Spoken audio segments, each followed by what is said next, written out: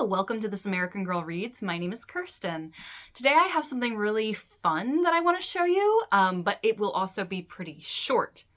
Fingers crossed.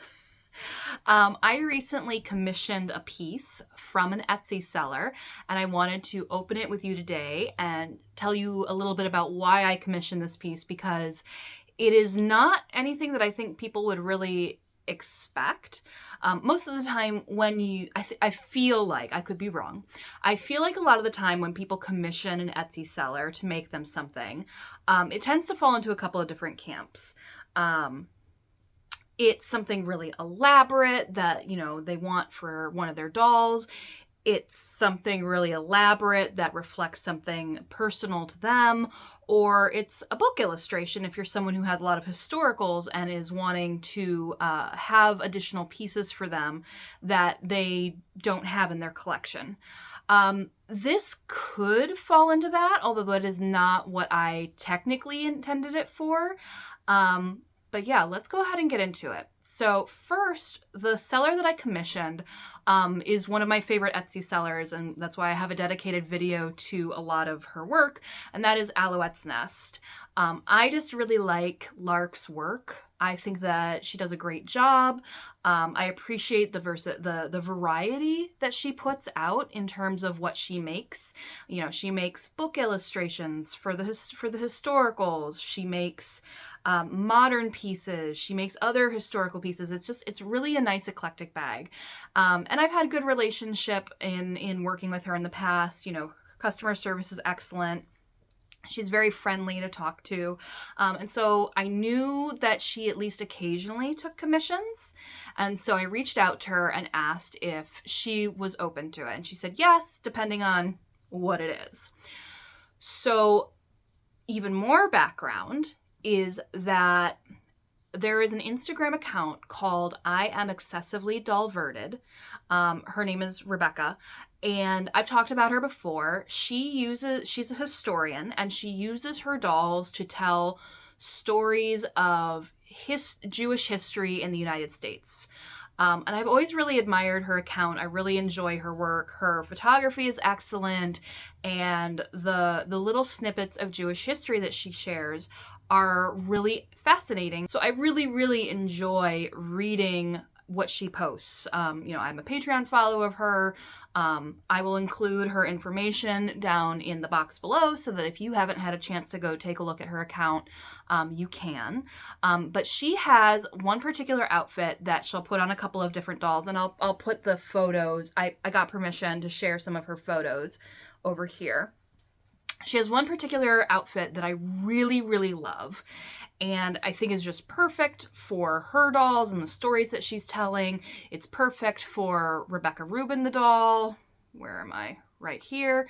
And for me, it's perfect for another one of my dolls, who is a modern Jewish doll who dresses in a very particular way. Something that happens when you are like me and you have really detailed doll lore and doll stories is that it can be a really, really good thing because, you set it up to align with things that products that American Girl has made or that you can easily get on Etsy, or you go my route and decide to make it really, really complicated and give them a fashion sense that is not readily available.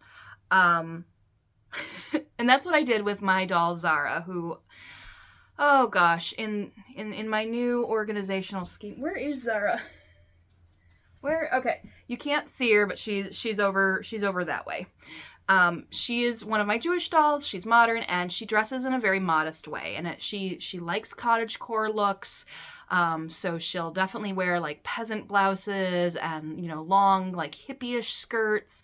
But she also just dresses in longer skirts and blouses. That is impossible to find. Like, I do not know why a simple blouse and a long skirt that isn't a peasant skirt is so hard to find.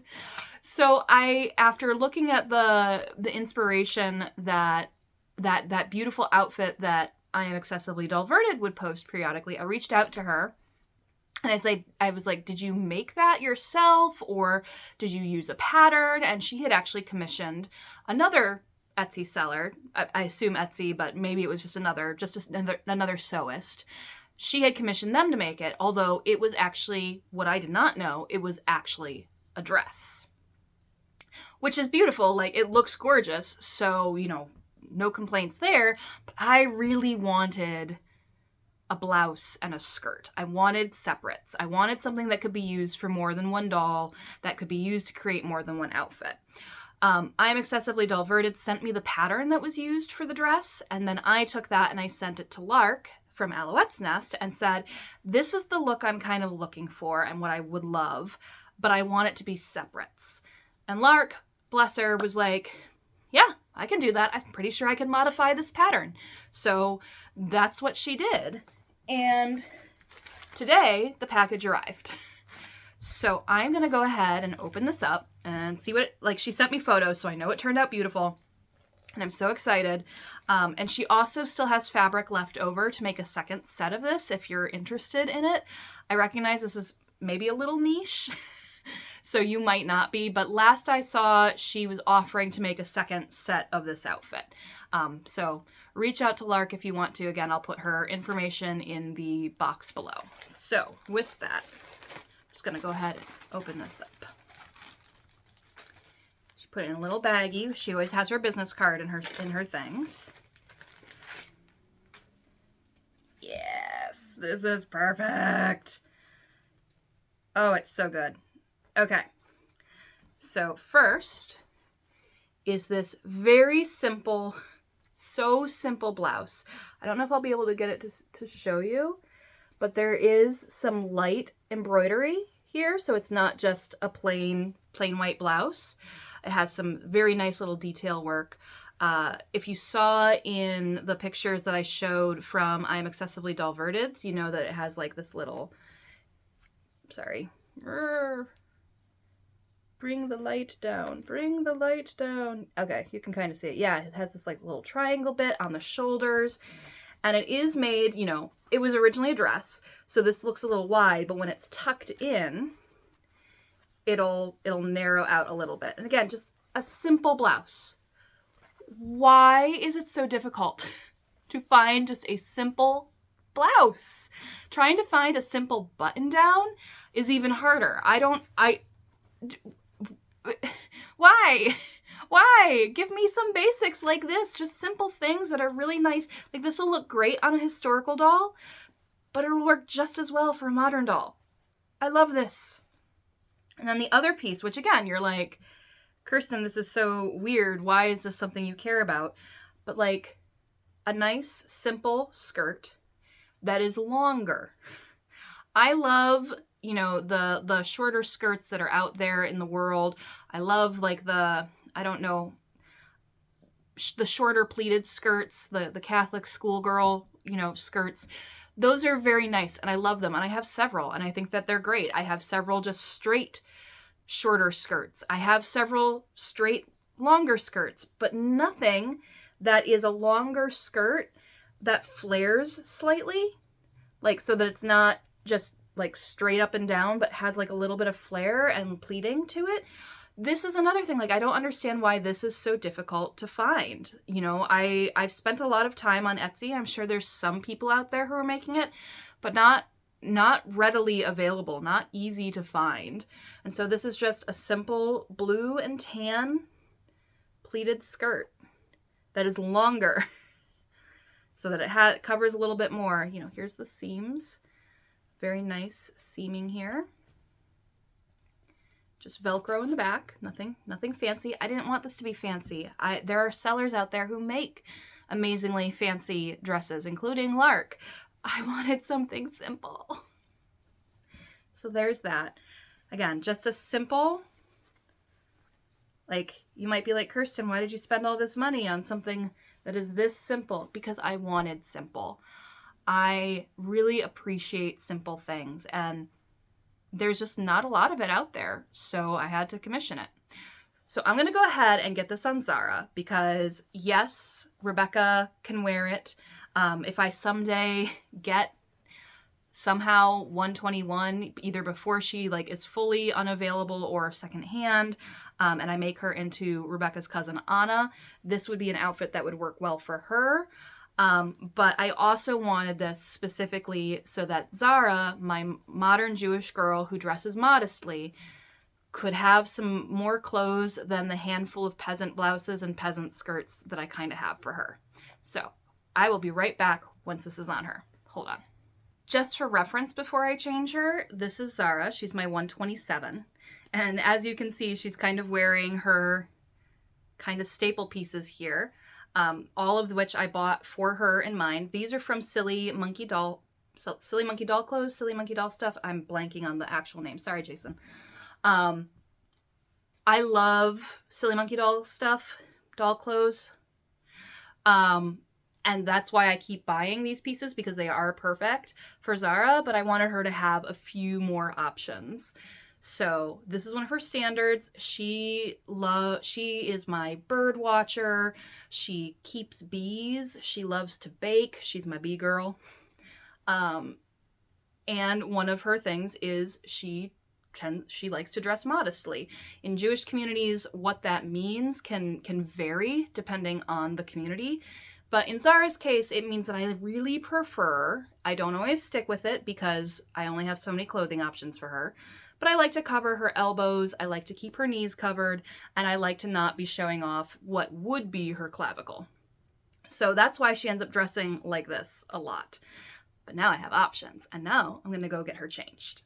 All right, here she is, wearing the outfit that Lark made for her that I commissioned. Again, I recognize that most of the time if you're commissioning a piece, you're going for something a lot more extravagant. I just needed something like this. So you can see, as I said, oh my gosh, it is so hot in here. As I said, like, the doll elbow is about here. So her elbows are covered, which again, the laws of modesty, the rules of modesty vary depending on which Jewish community you're in. So please don't take this as the Jewish rule, okay? It very much differs. But I wanted her to have a blouse that would cover her elbows, because I have lots of dresses that fit her style that have long enough skirts but are shorter sleeved. And so I needed something a little bit longer. And then this, you know, her knees are right here. So her knees are covered. And this, you know, shows a little bit, but not a lot. And it's not too tight forming. It's a little bit looser. And that is exactly what I wanted. This is nice for Rebecca or Anna, should I ever decide to get her. It's so simplistic, but it makes such a difference for me. Like, I want clothes that help communicate a story and communicate the lore that I've created for my dolls. And that's really what is great about being able to commission pieces, is if you are someone who has a specific, like, maybe you don't have full doll stories, right? But you have an aesthetic that you want for your doll and you don't sew. Like, I don't sew right now. I plan to learn how to sew, but I'm in grad school. So one thing at a time. So if you don't sew and you have a specific aesthetic, you can look to see if there are people, if there are sewists out there, if there are Etsy sellers out there whose work you like, who are open to taking commissions. And if you can help them find what it is you're looking for, like I was able to send Lark the exact pattern and say, this is what I want, but I would prefer it in a different way. And she was able to modify the pattern in order to make it into a skirt and blouse, which is exactly what I wanted. It's a great way to get more historical pieces, and it's a great way to help communicate your doll's story. Like, if you've created a story for a doll and they have like maybe a signature look or a signature piece or something that was supposed to be really meaningful to them and their story that you've come up with, that you can see in your mind's eye but doesn't exist because American Girl is rather limited in what kind of things that they are willing to make. They are looking for commercial sellers and things that are going to make them money. They don't care about, you know, your individual's doll's story. Not really. Sorry. So you sometimes have to go an alternate route. And this was the perfect route for me. You know, full transparency in terms of what it cost. It was $50 plus the cost of the materials and the pattern. So about $60 after the fact. doesn't fuss me. I got exactly what I wanted, and that's what I set out to do, was to have a piece of clothing, pieces of clothing that told the story I wanted to tell for Zara. And because it is so versatile, this can be used by anyone. Like, anyone can wear this skirt, anyone can wear this blouse. It is not actually culturally specific. It's not historically specific. So it can work for a number of my dolls. But for Zara, it has a particular meaning. For Rebecca and Anna, it would have a particular meaning. And that is what I wanted. So I am very happy. I need to get off the filming now because I need to go take some photos before it starts to rain. And also I need to get out of this burning hot room because it is a very, very, very hot summer so far, and there's just not enough AC in my doll room. So thank you for joining me here today. I'd love to know if you've ever commissioned a piece from a sewist, or if there is something that you can think of that you want for your dolls that you just don't have, that hasn't ever been made, that you would potentially consider at some point commissioning. Again, I want more pieces like this. Please just give me world, either American Girl or other Etsy sellers or whatever. I need more of this. Simple blouses, simple skirts that have a little bit of flair, so that aren't just always like the really tight, or like the tight with a little flip at the end. Like, those are wonderful. Those are wonderful pieces. I love those, but I have a lot of those. I need more. I need more. I need more. Make me this. It's so nice. So thank you so much for being here today. I hope you enjoyed. Please like, comment, and subscribe should you so desire, and I'll see you in the next one. Bye.